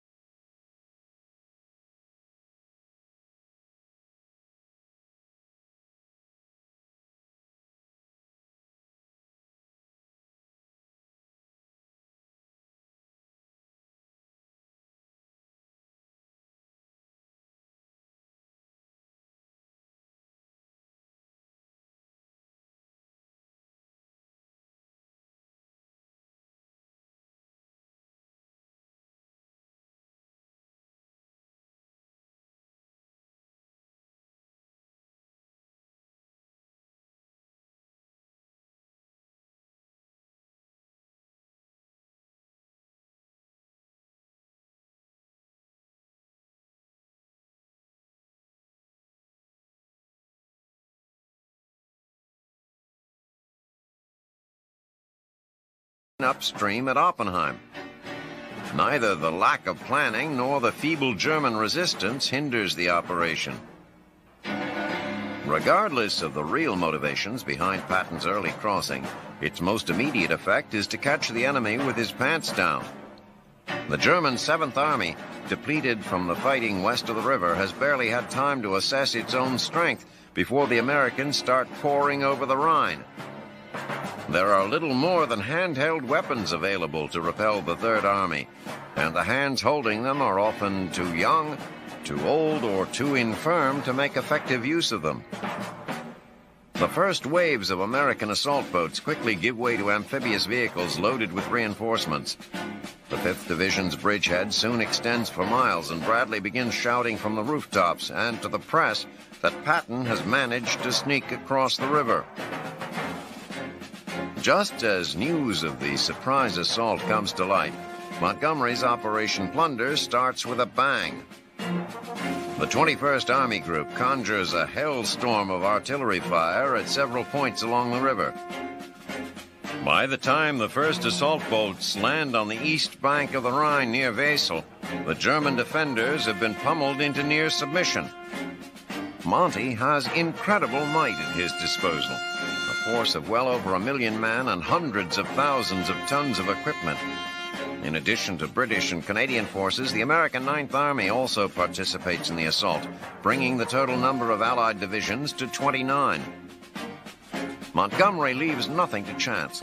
After overplaying his hand in Operation Market Garden the previous October, the British Field Marshal is now playing his cards close to his chest. Despite the high probability of simply rolling over the thin German resistance, Operation Plunder has an insurance policy in the airborne Operation Varsity. Instead of deploying paratroops before the assault, Monty waits until the first waves of the main force get across the river, then drops 2 airborne divisions just behind enemy lines. The paratroopers make a harrowing descent through the flak-filled skies, only to find themselves in the enemy's crosshairs when they land. Despite heavy losses, the airborne troops succeed in destroying much of the German artillery and take 3,500 prisoners. Winston Churchill, on hand to witness the crossing, is invigorated by the rousing success of Operation Plunder. "The German is whipped. We've got him. He is all through," Churchill tells Eisenhower as they watch their countrymen swarm across the Rhine. The Prime Minister even convinces Monty to take him to the east bank of the river shortly after it is secured. Patton discovers his son-in-law may be in a POW camp some 35 miles behind enemy lines.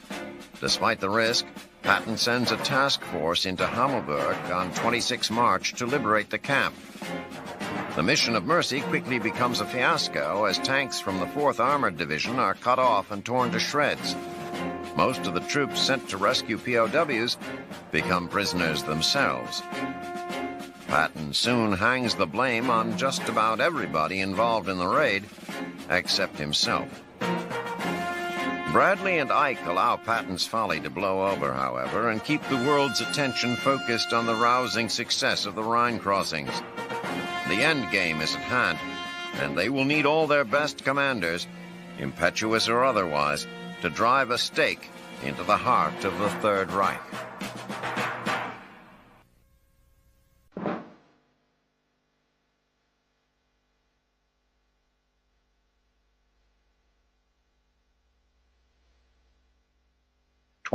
March 1945, Karama Islands. At dawn, amphibious tractors bearing the 77th Division litter the beaches of 8 tiny islands off the coast of Okinawa, with orders to plant Old Glory on each one and make it stick.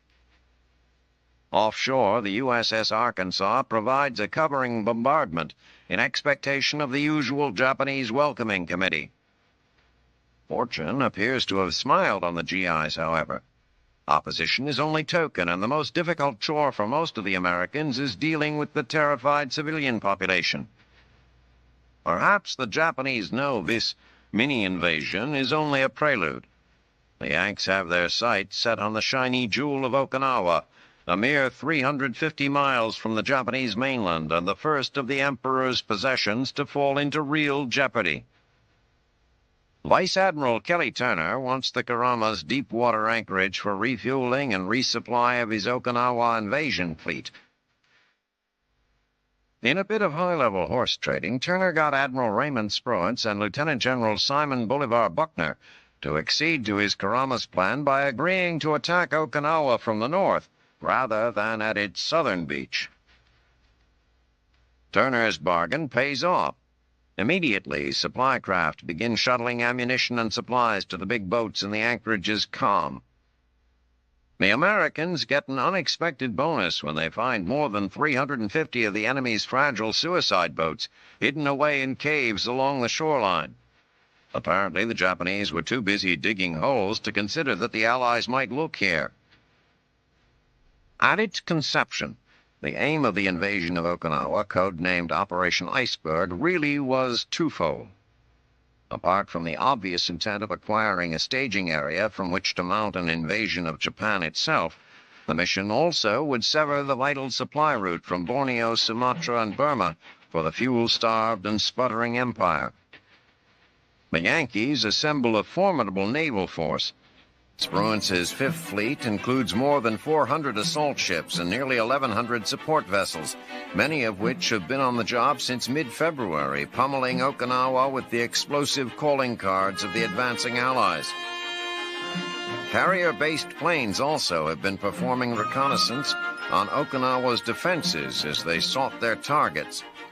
Spruance, Turner, and Buckner intend to leave as little as possible to chance. Unfortunately, most of the aerial photography has produced inconclusive pictures. Constant cloud cover obscures the southern half of the island, where both the Japanese army and local conscripts are thought to be digging the now familiar reinforced entrenchments. The invasion force will have to play a large part of this tune by ear. What's more, Admiral Chester Nimitz has agreed to undertake the invasion with only the forces already available to him: 3 Marine and 4 Army divisions. The Marines have been training at Guadalcanal, enduring nearly as much misery from heat and insects as from the exercises themselves. The Army units have just returned from their first R&R in over 3 months, but no one begrudges them their brief respite. Their last assignment was the fetid expanse of Leyte. Noticeably absent is any vestige of support from the Japanese homeland. Task Force 58 under Mark Mitchell is adding to its reputation as a quick, mobile engine of destruction as it batters the enemy airfields on Kyushu, rendering Admiral Matome Ogaki's Fifth Air Fleet mostly theoretical. Since Japanese naval power has likewise been reduced to a few choruses of thanks for the memories, the waters near the potential landing sites have been mined. Crews worked gingerly to remove the barriers, mostly without incident. On 31 March, just hours before L Day, the 77th adds one more item to the shopping cart. Tiny Kaisushima, worthless to the Japanese but a useful prize for the Americans, lies between the Karamas and Okinawa's southern end and will serve as a home for a 155mm long Tom cannon installation. From here, island defenses can be targeted during what stands to be the most difficult part of the mission. Along with the Navy, the 77th has done its job. Tomorrow, Easter Sunday, American soldiers will storm the beaches of Okinawa, hoping that this time next year they'll be hunting Easter eggs and chocolate bunnies instead of desperate and dangerous Japanese troops.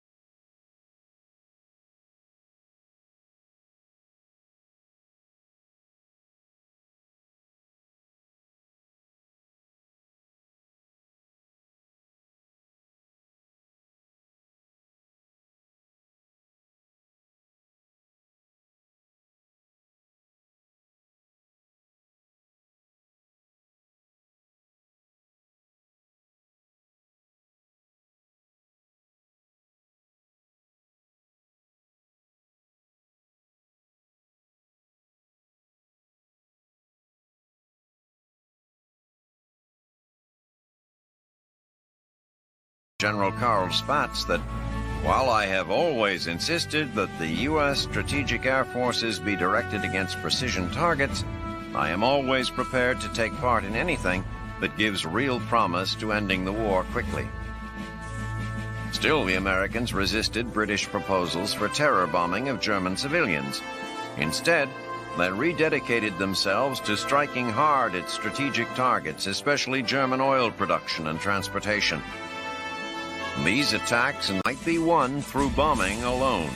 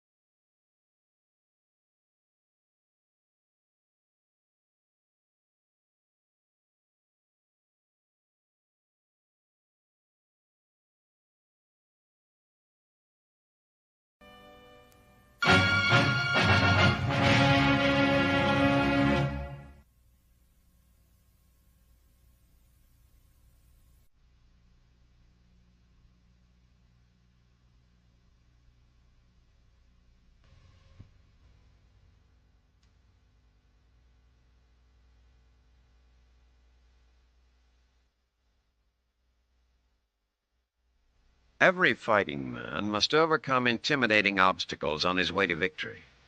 Some of them are personal. He must conquer his own fear and learn the skills that will keep him and his fellows alive on the fields of battle. Sometimes those obstacles are more concrete and tactical.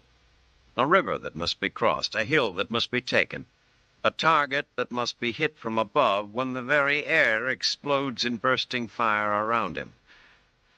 Every soldier expects to confront these challenges sooner or later.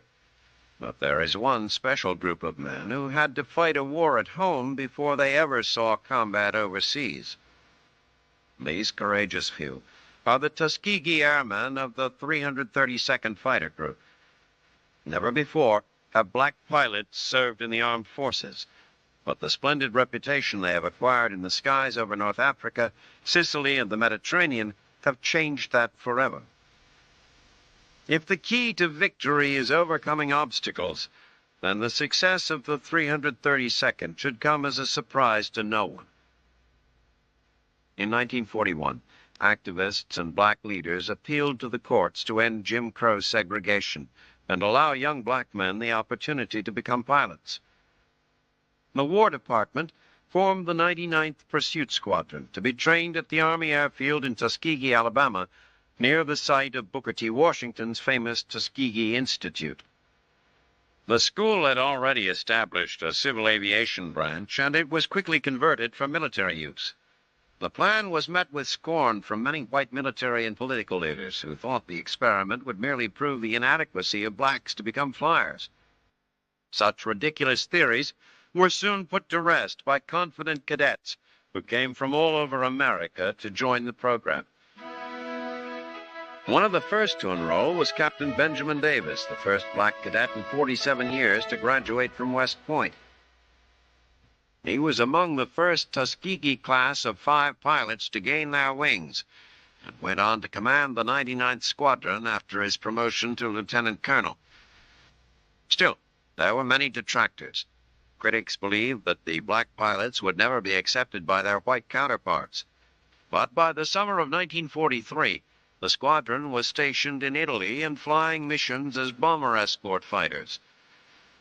Since June 1944, when the 99th joined with 3 other Tuskegee squadrons to form the 332nd Fighter Group, they have become famous enough to win epithets from friend and foe alike.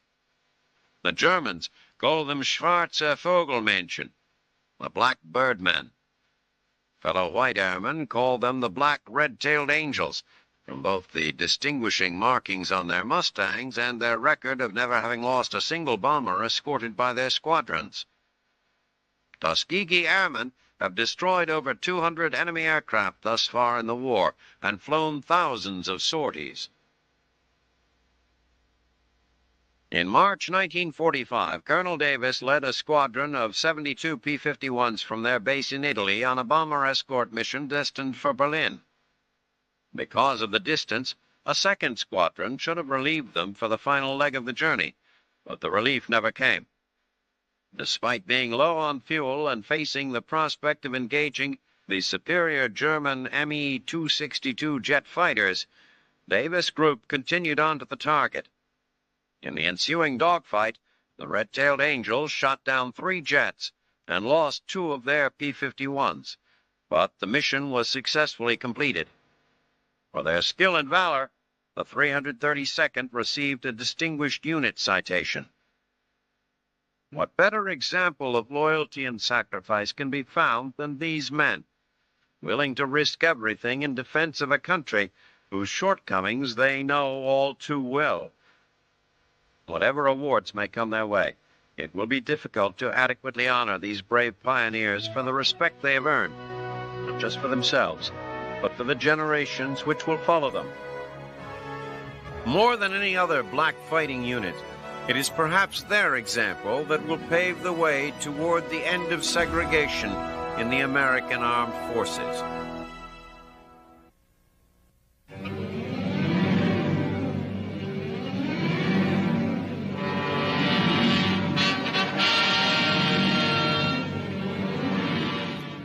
March 1945, the Southwest Pacific. Operation Victor II rolls into action as American troops land on the beaches of Cebu Island, driving forward General Douglas MacArthur's plan to rid the beleaguered Philippines of their Japanese aggressors. The first elements of the Americal Division land without incident at Talisay, following a routine bombardment by American cruisers and destroyers. But what at first promises to be a carefree day at the beach quickly turns to chaos. Exploding mines kill and wound advancing soldiers and destroy 10 of the first 15 arriving tanks. Based on intelligence from Filipino guerrillas, American engineers expected the beaches to be mined. What they were not expecting was that the mines would be planted so deeply but the naval bombardment would fail to detonate them. As succeeding waves of landing craft arrive, men and equipment jam the shoreline, unable to move forward. Engineers scramble to disarm the devices and map a path through the treacherous sands. As the marooned Americans wait at water's edge, they have one person especially to thank that they are not annihilated where they stand: the author of the latest Japanese defensive tactics. Imperial Command's felicitous new tactical policy of abandoning beachheads for inland defenses saves the Americans bacon. If their forward defensive positions were manned, the Japanese might have thrown the Americans back into the sea like an undersized fish. At the very least, they might have forced the Yanks into a costly frontal assault. But for now, fate seems to have smiled on the Americans. As the GIs move cautiously inland toward Cebu City, they pass abandoned pillboxes and artillery installations that might have been used to write their death warrants. Instead, they stand empty and harmless in the glare of a tropical sun. Even with the delay at the beaches, American infantry enters the city unopposed just 1 day after landing. The next objectives on Cebu are the metropolitan water sources to the west and the Lahug airstrip to the north. Once the surrounding hills are cleared of the remaining Japanese, engineers will begin to work on a base for Allied flyers. Meanwhile, on Luzon, fighting continues along the Shimbu line. American forces drive General Shitsuo Yokoyama's left flank further eastward, clearing the approaches to the Wawa and Ipo dams. Casualties continue to mount in this bitter struggle. The uninterrupted combat wears on the hearts, minds, and bodies of exhausted soldiers on both sides. Disease is rampant. Small wounds lead to lingering, festering sores. Units are sapped to mere shadows of their former selves. The Japanese, in particular, are in dire straits. With their supply lines severed, they find themselves completely isolated in the rugged environment. In addition, the Americans, with their superior firepower, are inflicting casualties at a rate of 6 to 1. Further action on Cebu and throughout the southern islands will doubtlessly reflect the general pattern of fighting on Luzon. Refusing to bow to the inevitable, Japanese troops retreat to defensive ground, dig in, and fight ferociously to the end. It is an end, perhaps, to be illumined only by the last feeble rays of the rising sun.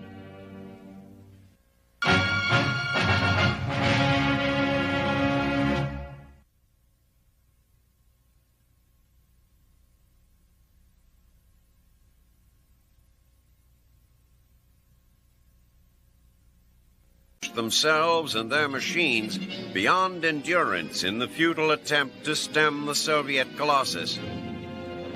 German tactics and technology make themselves felt time and again as Soviet penetrations are sealed off and destroyed. Despite these horrendous losses, the Russian advance continues. Nevertheless, the sacrifice of the Wehrmacht is not totally in vain. In his Berlin bunker, Hitler and his retinue still cling to the delusion of victory. The common German soldier's reason to fight on is far less grandiose and far more intimate. Since the beginning of the war, segments of the civilian population of Europe have been on the move, displaced by battle or merely trying to avoid the crushing heel of Hitler's new order. Now the frightened figures furtively fleeing are German. Stalked by Russian forces, these refugees know that mercy and compassion are in short supply should they fall into the hands of the Bolsheviks. Their only hope lies in reaching the coast and evacuation. Shielding them is the Wehrmacht's prime, if unofficial, mission. Thanks to propaganda minister Joseph Goebbels, German soldiers have seen the price civilians pay when liberated by the Russians. Unspeakable atrocities committed by troops whose hearts and minds have been filled with their own propaganda machines call for extracting the last ounce of revenge from anything German. The Wehrmacht achieves a measure of success, as many refugees find safety on ships sailing from Baltic ports. But success for some is cold comfort to others too slow or too unfortunate to avoid capture. By 30 March, German units east of the Oder are forced into tighter and tighter perimeters until exhaustion, lack of ammunition, and sheer Soviet numbers finally overwhelm them. Some opt for surrender, while others make a determined last stand, giving the last full measure for Volk, Reich, and Führer. In the south, the failure of Hitler's Spring Awakening offensive in Hungary has allowed the Soviets to counterattack with a renewed vigor that doomed General Otto Wehler's Army Group South too much.